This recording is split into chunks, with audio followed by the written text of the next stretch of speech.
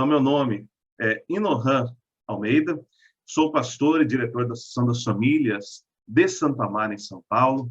Tenho pós-graduação em MBA Executivo em Administração de Empresa, com ênfase em Gestão, pela Fundação Getúlio Vargas, curso superior de Tecnologia em Mecânica de Precisão, pela Faculdade de Tecnologia de São Paulo. E atualmente também sou presidente da Fundação Pastor Elias. Introdução, acerca deste conteúdo, que nós passaremos a estudar. Então, nós fazemos parte da Associação das Famílias para Unificação e Paz Mundial. Nós somos uma organização que está presente em todos os entes da federação.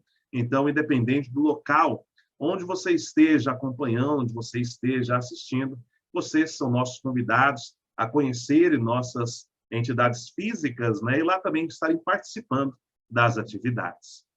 Nós falaremos, como já disse anteriormente, sobre o estudo do princípio divino.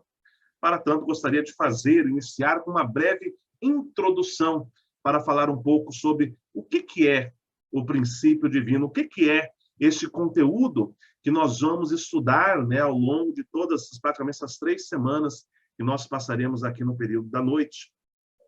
Observe, pessoal, que todo ser humano, sem exceção, ele busca encontrar a felicidade e, naturalmente, evitar ali a infelicidade, evitar o infortúnio.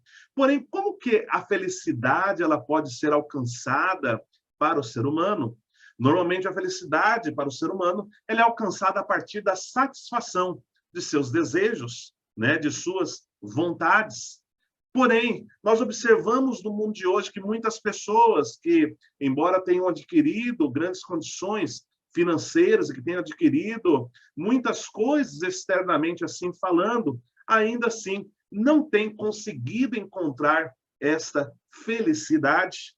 E nós percebemos essa contradição narrada não apenas nos dias de hoje, mas na própria Bíblia. O apóstolo Paulo, ele narrava essa situação quando nós estudamos, por exemplo, lá no livro de Romanos, capítulo 7, versículo 19, onde o apóstolo Paulo fala: porque não faço o bem que quero, mas o mal que não quero, este faço. Então, observe que o ser humano, em virtude do pecado, ele entrou em um estado de contradição. Ele está numa luta entre o bem e o mal dentro de si próprio. Por mais seu instinto interior seja para fazer o bem, ele se vê a contradição em seu corpo que o impede, que o impele de realizar aquele bem original, aquele seu desejo original. Por esta razão, nós percebemos que dentro da Bíblia, e as pessoas do mundo estão em busca do quê? Elas estão em busca de salvação. O que representa esta salvação? Essa salvação representa a migração do mundo decaído, do mundo de pecado, para o mundo ideal, para o mundo original, para o plano original. Para compreendermos melhor isso, o que é salvação? Imagine, por exemplo, uma pessoa que está em um estado de afogamento, que está se afogando dentro de um rio. O que é salvação para esta pessoa?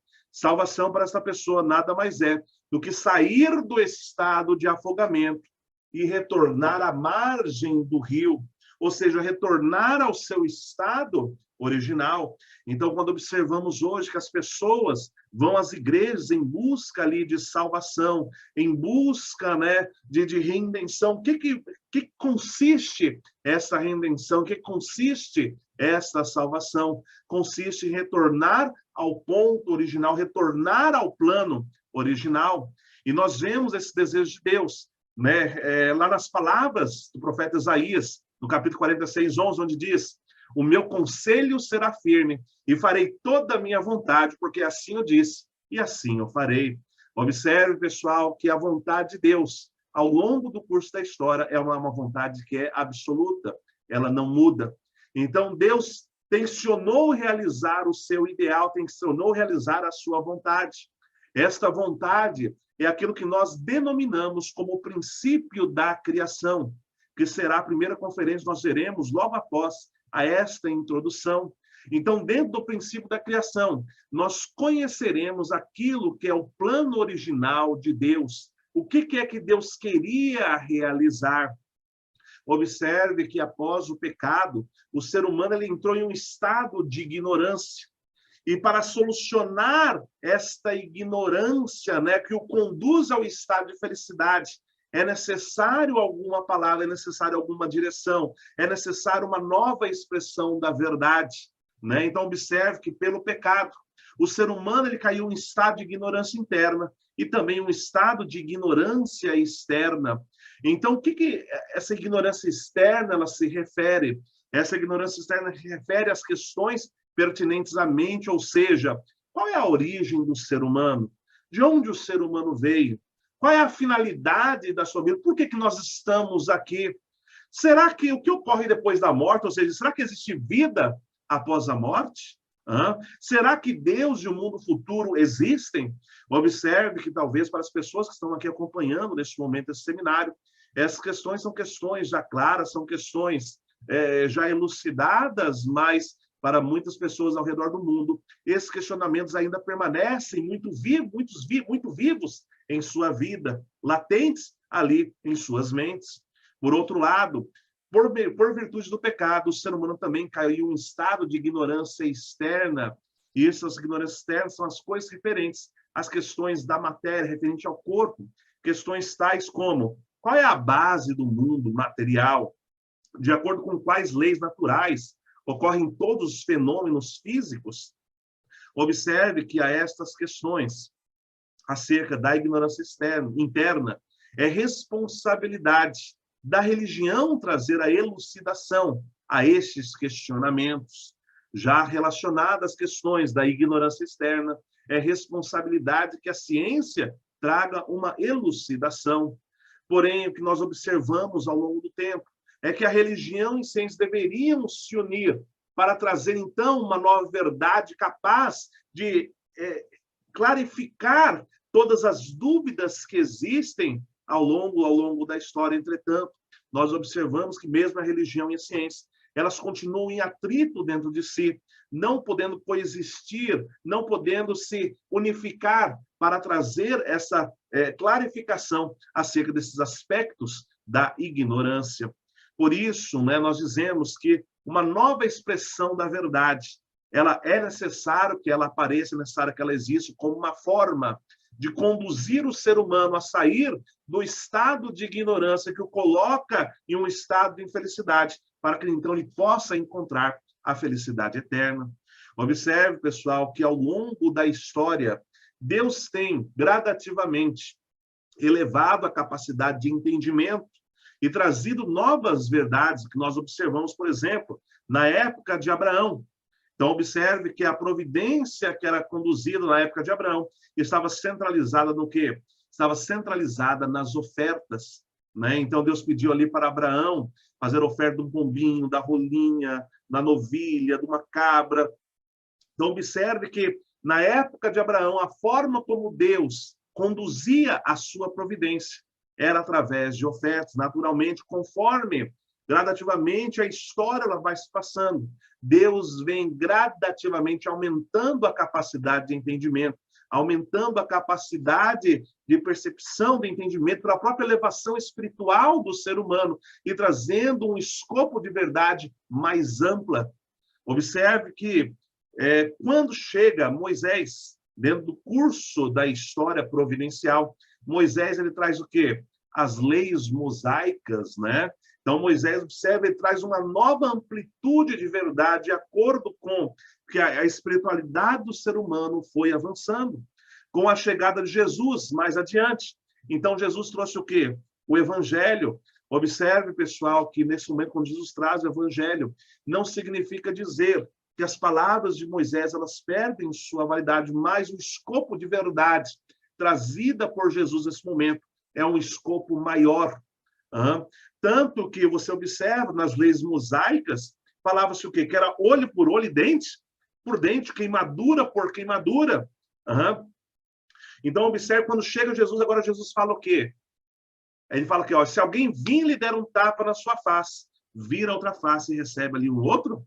Observe, pessoal, que muda o escopo de verdade de acordo com o grau de espiritualidade as pessoas têm se elevado. Deus também tem mandado amplitudes de verdade maior, e exemplo disso é o Evangelho de Cristo. Porém, com o avanço providencial, com a chegada da era do Senhor do segundo advento, então, neste momento, Deus enviará uma nova revelação, né? Essa nova revelação é descrita também na Bíblia, quando nós lemos o livro de João 16:25, diz assim: estas coisas vos tenho dito por meio de parábolas. Vem a hora quando não mais os falarei por meio de parábolas, mas falarei abertamente acerca do Pai. Olha o que Jesus está falando. Até este momento eu tenho falado por meio de simbolismo, por meio de histórias, por meio de comparações. Porém, chegará a hora que eu não mais os falarei por meio desses sim, por meio dessas parábolas, por meio dessas comparações, mas falarei abertamente acerca do Pai. Quando, pessoal, ocorrerá? Quando chegará este momento? A Bíblia também ela nos diz, quando estudamos lá no livro de João, capítulo 16, versículo 12 a 13, que diz: ainda tenho muito que vos dizer, mas vós não podeis suportar agora. Mas quando vier aquele Espírito de verdade, ele vos guiará em toda a verdade, porque não falará de si mesmo, mas dirá tudo o que tiver ouvido e vos anunciará o que há de vir. Então, observe que Jesus, ele trouxe o quê? Ele trouxe qual percepção, qual visão aqui, pessoal? Ele está dizendo, olha, quando chegar a hora, ele vai enviar o quê? Aquele Espírito de verdade que guiará todo o ser humano. Quando ocorrerá, pessoal, esse momento? Quando se dará esta época? Esta época é a época do Senhor, do segundo advento. É a época do retorno de Cristo. Por isso nós lemos no livro de Apocalipse, capítulo 10, versículo 11. E ele disse-me, importa que profetizes outra vez a muitos povos e nações, línguas e reis. Quando o Senhor vier, quando o Filho de Deus aparecer, ele novamente profetizará, ele novamente trará uma nova expressão da verdade, capaz de sanar todos os aspectos da ignorância interna e também da ignorância externa. Esta nova expressão da verdade trazida pelo Filho de Deus será capaz de unificar tanto a religião quanto a ciência. E a partir deste momento, então, surgirá o mundo ideal de Deus, o mundo que retornou ao estado original, que retornou, né, aquele status que Deus queria que o ser humano, que o seu ideal, que o seu objetivo, que o seu plano tivesse sido realizado. Neste mundo, nós teremos a unificação de todas as religiões, né, e experimentaremos uma verdadeira paz, uma verdadeira felicidade, uma verdadeira fraternidade entre todas as pessoas do mundo. Pessoal, aquilo que vocês estarão ouvindo a partir desse dia, a partir dessa noite, faz parte de todo esse conteúdo, né, revelado pelo reverendo Sam Amun, que é trazido a vocês